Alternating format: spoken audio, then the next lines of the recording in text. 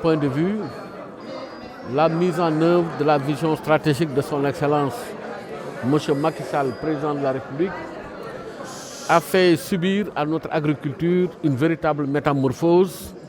Et cette agriculture aujourd'hui est dans une dynamique de progrès durable et continu.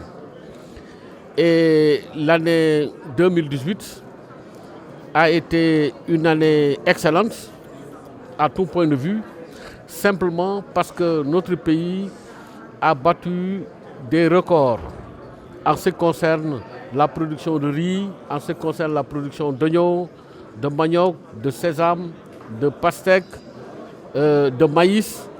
Et en plus de cela, on a exporté beaucoup plus qu'avant.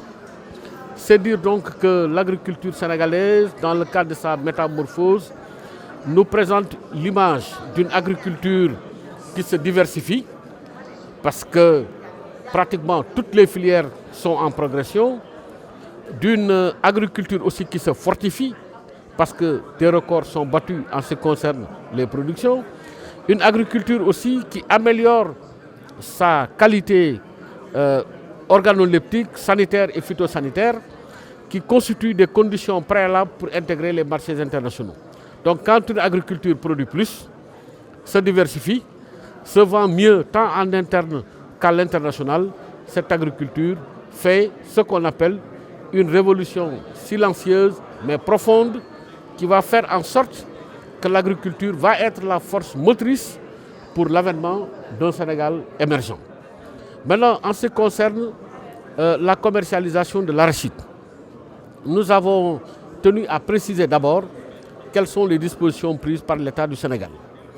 Il est important de dire et de souligner que conformément au calcul qui a été fait par le CNIA, qui est un organe tout à fait autonome, le prix aux producteurs devait être cette année de 145 francs CFA le kilo. C'est son Excellence, Monsieur le Président de la République, qui, par souci de sécurisation des revenus issus de l'arachide, a décidé son maintien à 210. Par conséquent, cela nous a conduit à signer un protocole avec l'ensemble des huiliers, que nous appelons communément le protocole État huilier bilan de campagne, qui permet de compenser en partie les pertes subies par les huileries compte tenu du niveau de prix qui n'est pas un prix économique, mais un prix beaucoup plus social. En plus de cela, on a suspendu la taxe à l'exportation pour permettre aussi aux exportateurs de pouvoir jouer.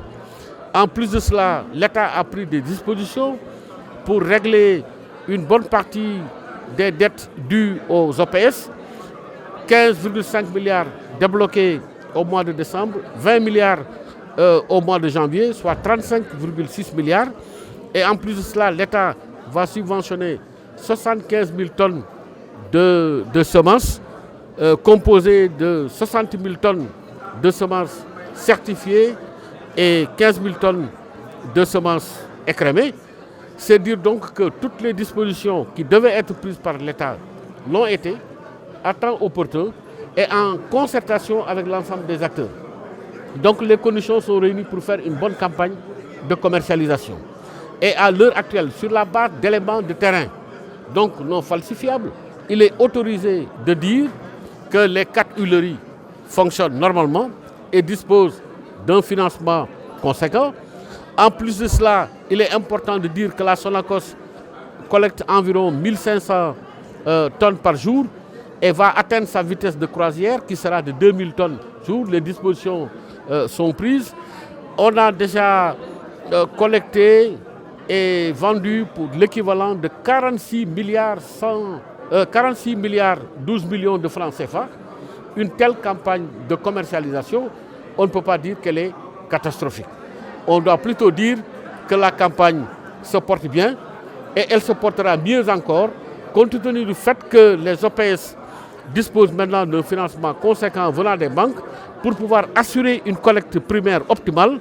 Et puisque les huileries ont suffisamment d'argent pour acheter, l'un dans l'autre, l'amont et l'aval seront bien maîtrisés et on sera dans une dynamique où on aura une excellente campagne de commercialisation arachidienne.